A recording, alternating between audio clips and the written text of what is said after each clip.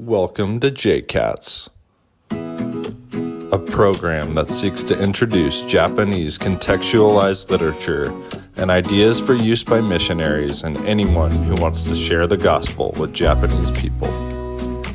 日本人から聞く日本のキリスト教。Okay, welcome to JCats. Good to have you all with us again. And today we're here with my new friend. He just told me that his English friends call him Kengoro. Yes. Kengoro Goto, right?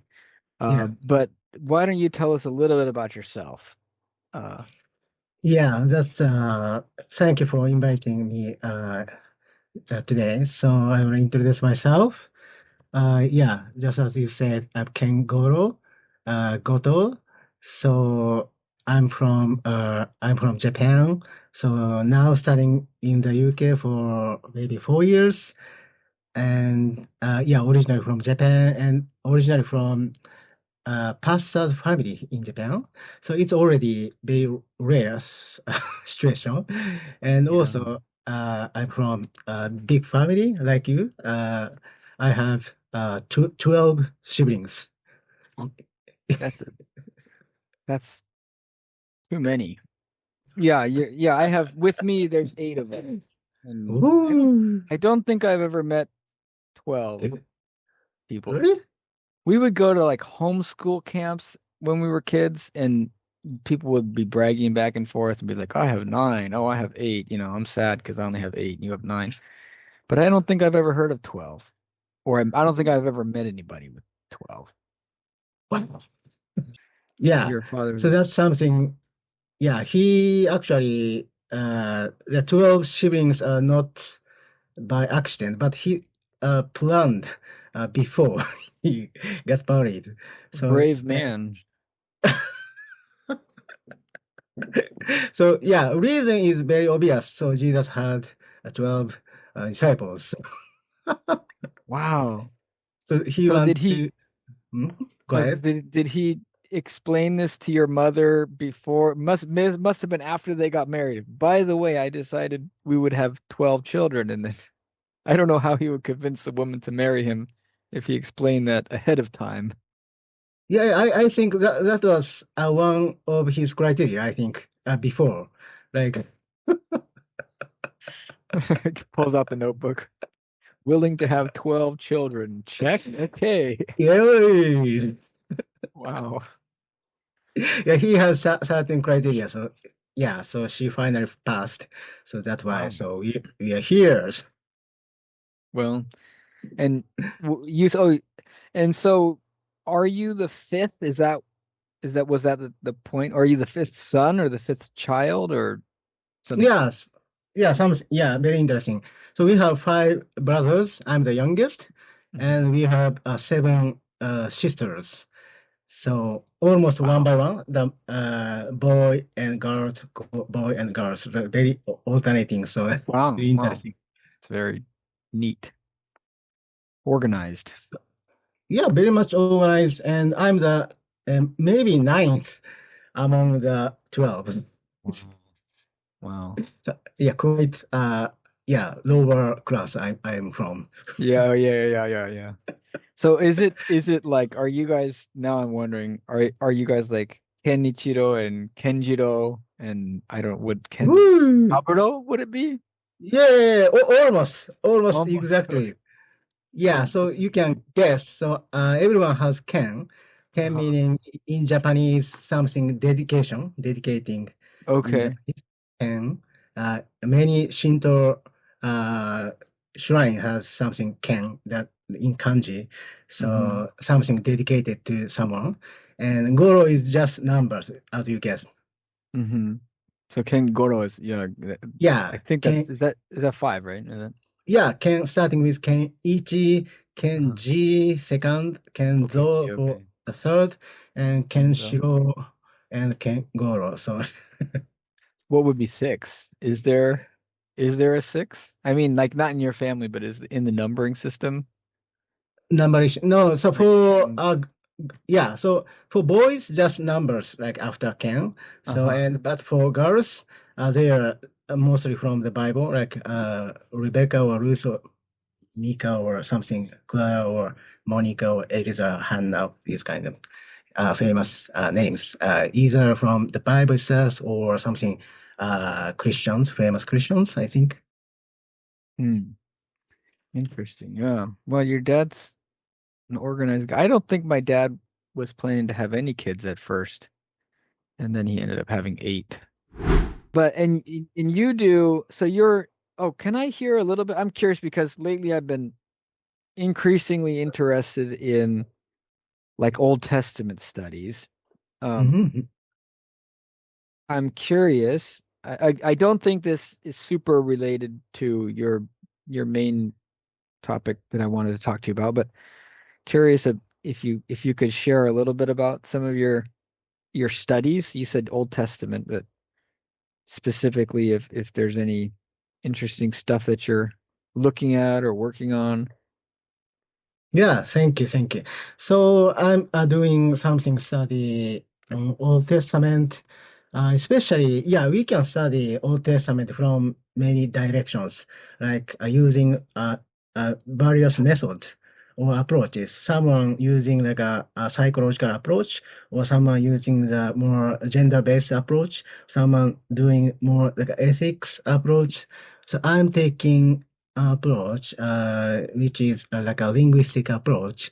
So looking into the language itself. So how, especially my interest is how, um, like a dialects what we have in English also. We have many dialects by region, and we normally expect so within the land of Israel. So we had various locations, and yeah, Jesus from Galilee, and those from more south or someone from Transjordan. These kind of people may have spoken slightly differently or quite different. So we are now, yeah, Mm. normally just theorizing, but uh, my question is, can we find exactly those kind of regional features, either within the Bible or outside the Bible? So that's kind of question that I'm now dealing. Wow. That is interesting. Yeah, when I was in college, I did a 3 months, 3.5 month semester abroad in Israel, in Bible Oh, college. So we stayed near Jerusalem. Actually is right by Kiryat Yarim, which was where wow. it's about a 15-minute bus ride from Jerusalem, which they didn't Mhm. obviously have buses. So but what it's famous for is the place when David brought the Ark of the Covenant to Jerusalem, and it was on, I think it was on an ox cart, and like a wheel broke or something, and somebody reached out to protect the Ark of the Covenant from falling, but they weren't supposed to do that, and they were struck down by God. Mhm. And then so they didn't know what to do, so they just left the Ark at this guy's house or something for like a number of decades, I think. And I Mhm. think that the hill just across from where we were in Jerusalem was that hill. That's what it was famous for, 3,000 years ago or something like that. But yeah, we did. I mean, it's interesting. That feels like a super specific topic, and I'm curious if the regional dialects would be one thing. Um, is there also like how about development of dialects over time? Because you've got, between Abraham and Jesus, you have many, maybe almost 2,000 years, maybe almost 2,000 years, something like that. And so you probably have dialects developing, but Mhm. there's Bible verses that where the Israelites themselves use the dialects uh to determine if other Israelites are from a certain place, right? That shows up. That's a very famous part.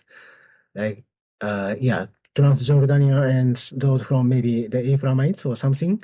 So by pronouncing certain terms, so they identify, so and they killed. So that's Yeah, a you kill them. Yeah, yeah, you can't that's say a the word right, then you get killed, right? so it means yeah, if it is as it was, so it's very much important how we pronounce certain things in ancient time. And also, I'm not just like studying the dialects, but that's the first part of my study. The latter half is I'm kind of like developing a new methodology or something, new tools and new framework as the end.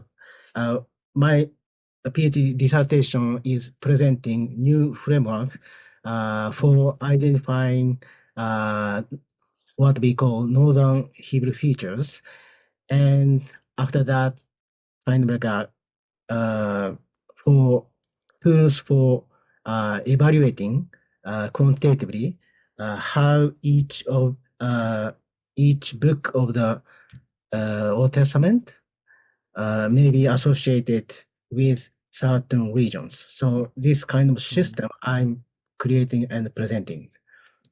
Yeah. Well, when you get your research completed or whatever, I'd love to hear where you land on everything and if you have some fun insights because yeah, I think part of having fun being a missionary is about really being curious about other Mhm. cultures. And a foreign culture is different, but a foreign time period is different too. So I mean I Yeah. always enjoy that. In a sense, the more ancient, the more interesting something is in some ways to me. So I've been, yeah, lately I've been kind of armchair armchair Mm. theologian guy with Old Testament stuff and enjoying that. But so it's fun to talk to someone who's actually studying it in a serious way. Kai was telling me that I might be interested in hearing about some of your work with the Lights Church work that you do, which, well, can you explain what that is rather than me guessing at it? And Yes, yes, yes. Thank you so much. So, even though I'm as a PhD candidate now, so yeah, writing dissertation and doing research, everything here in Manchester, UK. So I'm very much thinking about like a situation, mission history and ministry situation in Japan. And as you already highlighted in our emails, like a situation is getting worse. So we can easily, how to say, calculate what is going to happen in next 10 years or 20 years. So because we know the number, how it is going. I just understand because in academia, so most of the things are almost done by online, everything. Yeah, of course we meet time to time, but so I found, and also in our biblical studies, so much new technologies brought by scholars from different countries. So I'm very much positive about to utilize this kind of technologies for ministry, especially I'm now organizing prayer marathon, what we call prayer meeting, online prayer meeting twice a month. Uh, every time we are looking into each prefecture of Japan, and I'm researching each prefecture for Hokkaido, or Aomori, or Iwate, or starting from earliest missionary movement in 16th century. And I'm realizing because we know the kind of like a direction, declining numbers in the church in general. So we want to address uh, while cooperating and while using new means available to us. So they are already implemented in business and in academia. So why not we are not using just just use for his glory? And this is something my response to the situation by presenting Light Church as kind of like started as an online church, but I'm expecting to becoming a hybrid church in later. So I'm because I could have started after finishing my research. My research is finishing this December anyway, but I'm already starting, and so it's from the UK. UK is located farther from Japan. So because I'm respecting earliest missionaries, especially like a French Xavier, and those who are coming from Portuguese or Spain or Rome or something. And my location is more farther from than their place. So, Oh, but yeah. now I'm there coming by ship for taking 2 years or something from using Africa and also coming through like Goa in India. So we have much easier, efficient way we have now. We don't take a ship but a flight, but we have they are exchanging by letters. But we have WhatsApp and we have lines, we have technology Zooms. So why not we are using? So if they are here, so definitely they will use. And so I wanna in my location, I'm seeing Japan as a whole, not just only one point in Nagoya like before, but as if the French Xavier and the earliest missionaries saw Japan as a nation, so they address as a nation with strategy and with passion and these kind of things.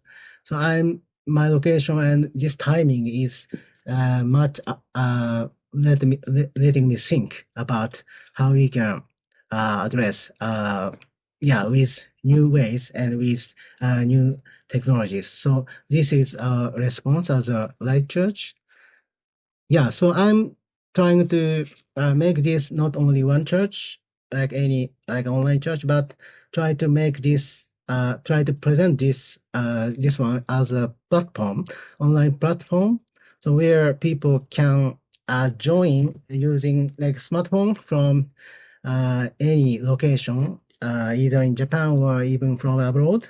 And also as a platform, we can like create like a learning center or something, kind of like online seminary or something, kind of like education provided open to everyone.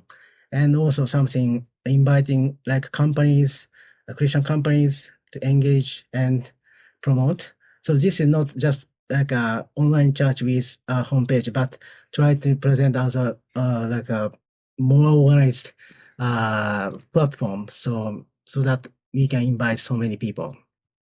Yeah, you mentioned the problem so that we had been corresponding about on email.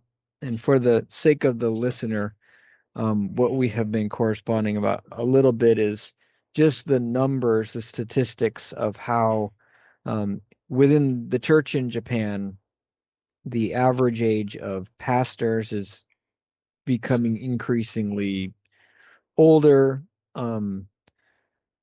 Even as I understand it, the average age of church goers is aging with the, and the thought is that within a decade, certainly within 2 decades, if there's no drastic change, then much of the pastor population will have retired or passed away, and a good number of the church going population will have done the same in Japan. I talked to someone else, and they mentioned that just if you're in the wrong location, there may not be a church nearby Yeah. because the statistics of population decline in certain areas, migration, population migration, some urbanization. So if you happen to live in a rural area, there may not be a church, Yes. That's a possibility. There may be one church and you might be a 30-year-old mother and everybody at the church, the five people at the church are like could be 70-year-old women. Yeah. Is that fairly new still? The lights, you're calling it Lights Church, I think. Yeah. Lights kind of like a plural, plural representing each person, we believe, as a light of the world, yeah, which is stated in the Matthew 5, 14 through 16.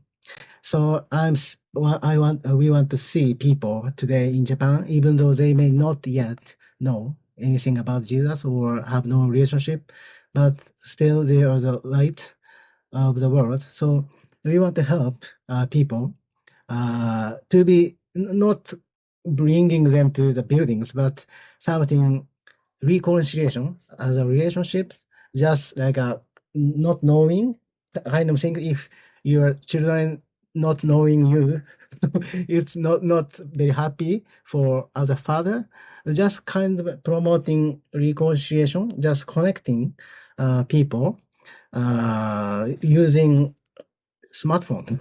Mhm. So technically, I already destroyed all the barriers, like geographical barriers. Already, issue was solved. So because we already created. So the issue is that they just don't know what we created already. So because it is already connected by any place. So someone coming, attending now from different island of Japan, or even from South Korea or Ukraine or from England. So different places we are now already coming together. So, yeah, I want to make it known to more people so that they will find, because as you said already, people like you, like especially like younger people, they are now moving to different cities for their education or for their companies.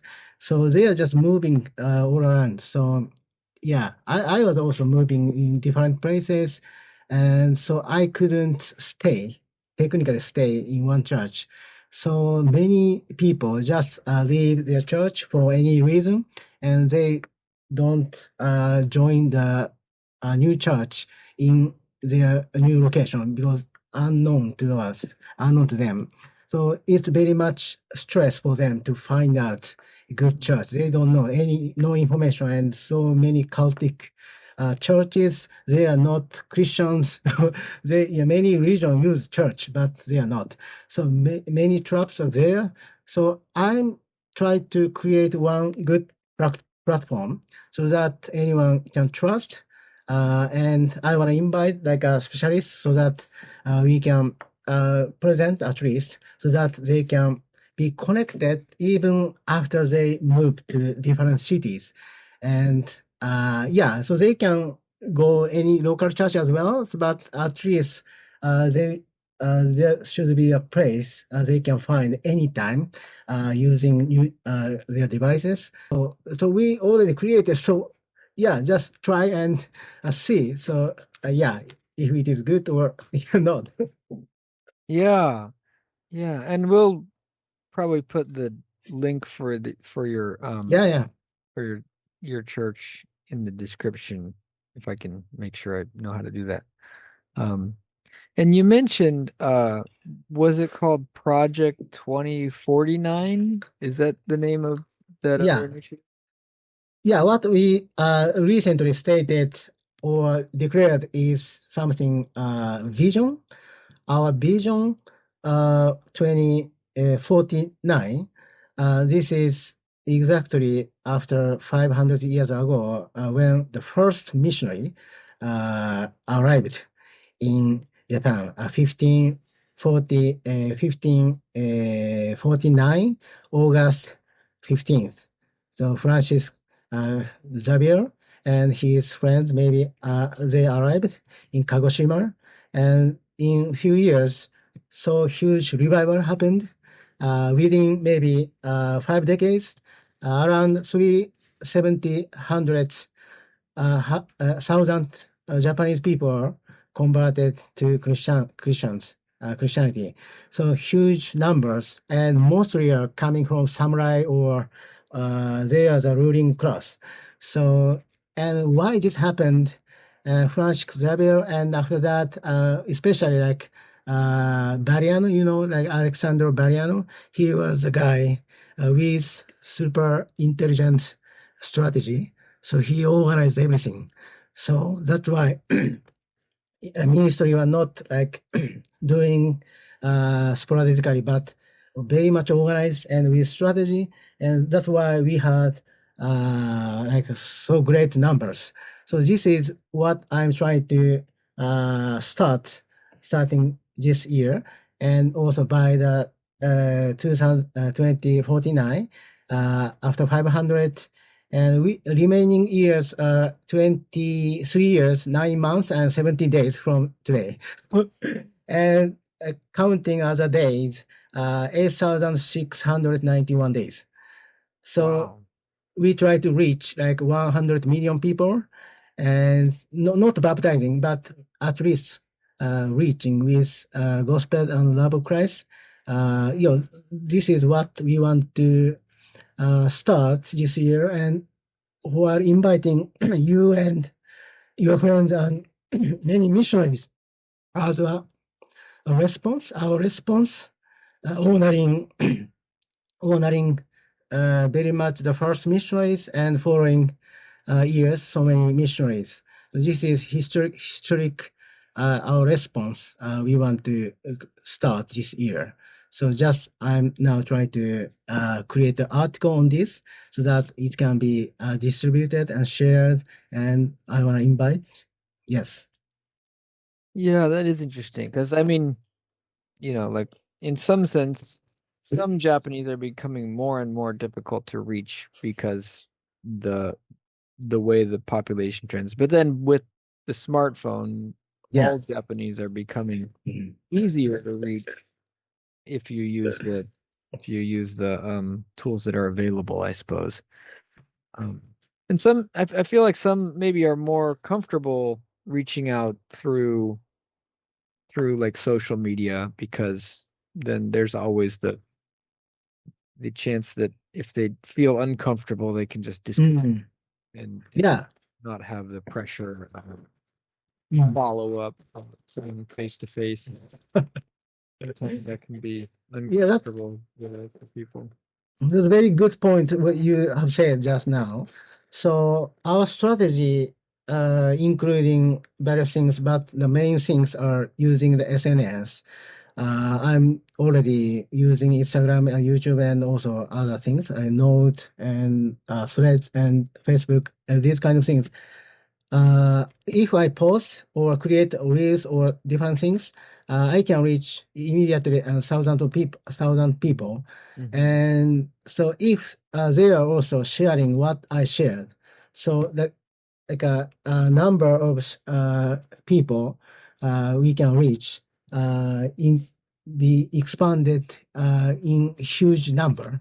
So, but in any, I think in any Japanese church now haven't tried with a strategy in that kind of technology to reach as much as possible. So that's why we want to start this kind of SNS. Yeah, as you said, not always like in-person meeting is required because maybe some people just want to see and observe what is happening. Yeah, and I mean, especially for a people who are so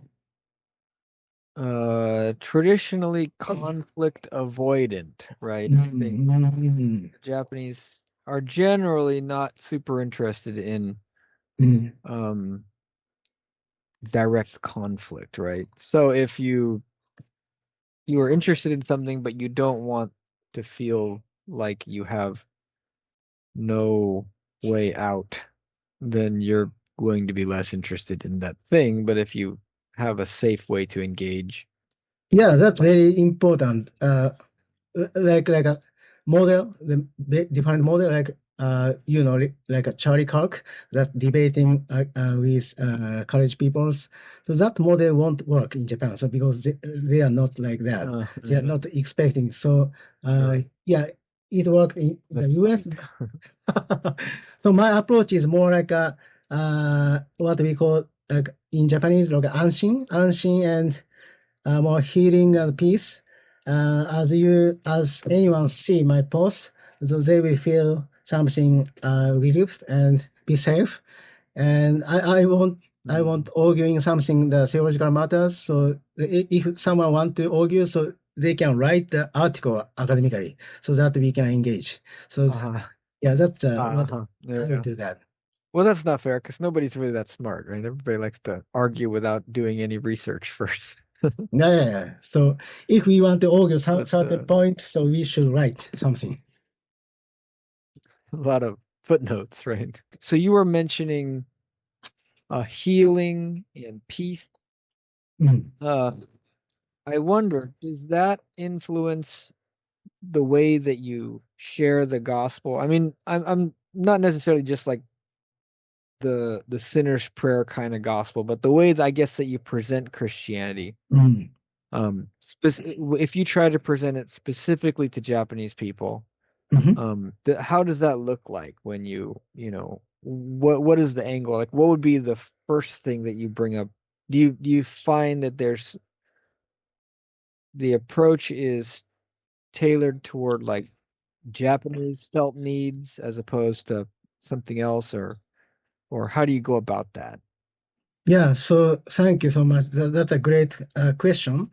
It maybe depends on the audience and the situation of the audience. So if I'm telling the gospel with those from academia, so I will say very much technical words. But if I'm talking something about sharing the one verse from scripture weekly or something with those in the, for example, like Instagram or different media. So we need to be aware what kind of people are they? So are they younger people or which kind of generation are they the men or so each kind of like a segment of people, they have certain needs and expectations and yeah, so I feel I recently started like threads within the Instagrams, the same similar app, and I'm now observing and I'm finding these kind of people are expecting to be cared and to be approved, and yeah, compliment, yeah, they want to be something. They are sharing their joy or they are struggling, whatever they are tweeting. So they want something reactions, and just maybe they want to be cared. So yeah, we can find so many pictures and short movies in Instagram or YouTube. They are just igniting anger or igniting these kind of stimulations. Uh, but my approach is different. Yeah, so not to be confused with them. So I'm not one of them, but I'm taking a different approach by with healing and with peace and uh, kind of like with care and encouragement at any time. So even I'm using from Old Testament something people may use in kind of attacking or just making yeah, because people may think God of the Old Testament is something always angry, but the the heart behind that kind of like a expression of anger was God's heart to loving like people. After studying PhD in Old Testament, so I'm finding the message of the scripture is something how much we can care each person, and that's after all what they want, and as any human being, he or she want to be cared and pay attention. So something they feel comfortable and they want to be coming back uh, to the Father and yeah, through Christ or something. So that's this is what I'm taking in this kind of audience, but not all the time, all this approach. Maybe I'm taking a different, more funny approach in different platform. So it depends on the platform and audience things. I think so. And it's interesting to think of. Especially for those like elderly people, Oh they yeah. they may not like my parents in their 70s or 80s, they are no longer able to drive or even work as before. So as you said, so in within uh, 10 years or 10, 20 years, so huge number of millions of people will Yeah. getting old, of course, and their situation will be weakness. They will be easily visit their own church. So, but yeah, existing church doesn't have resources and human resources, and but even my mom, she bought a new laptop to attend our online service. So Oh, now that's cool. yeah, so now I'm inviting like anyone can sing within our praising time. So they are Mhm. singing from or playing organ or I'm playing guitar from different locations from Mhm. UK. So Mhm. it is possible and I wanna invite and I want let each ordinary person shine. Not just professional people, but Mm. anyone from very local place, unknown to me. But I want to invite how God cares. So, and they can be connected. So, and they won't be disconnected any longer. Yes. Yeah. Oh, that's great. Yeah. I mean, you bring up an interesting point. It's one thing to think about like online church or YouTube church in 2025 around the world, and there's various opinions, and I know there was a lot of strong opinions about online meetings during COVID, and setting all that Mm, aside, it's interesting to think of with the population trends in Japan, thinking about YouTube church in 2025 and thinking about YouTube church in 2035 could be a mhm. vastly different situation.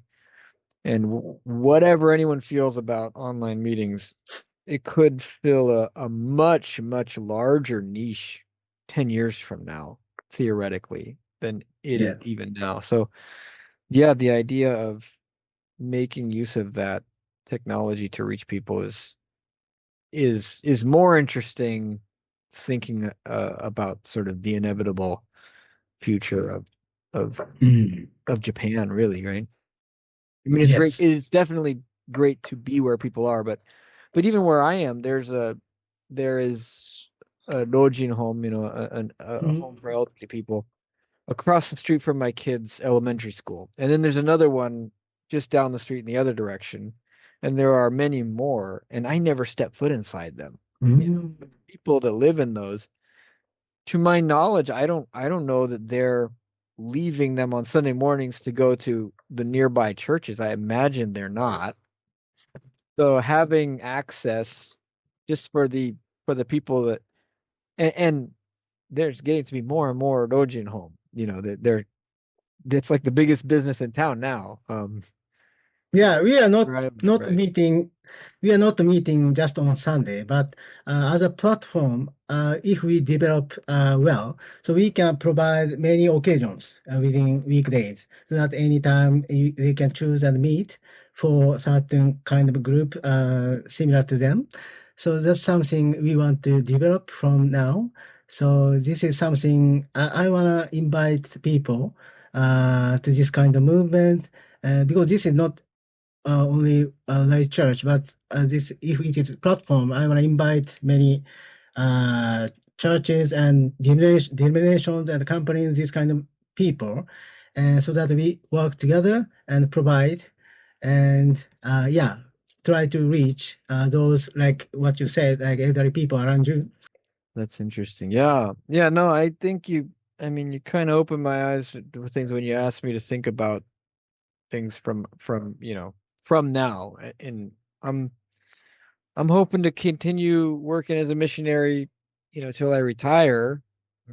Could be could be 25, 30 years from now. And thinking what things are going to be like then, I think really makes the use of all the tools available even more urgent. So yeah, so thank you for that. We'll for the listener, we'll put the link in, I think, on the YouTube and on the podcast show information, so you can check it out. Well, thank you, and God bless you in ministry. Thank you so much.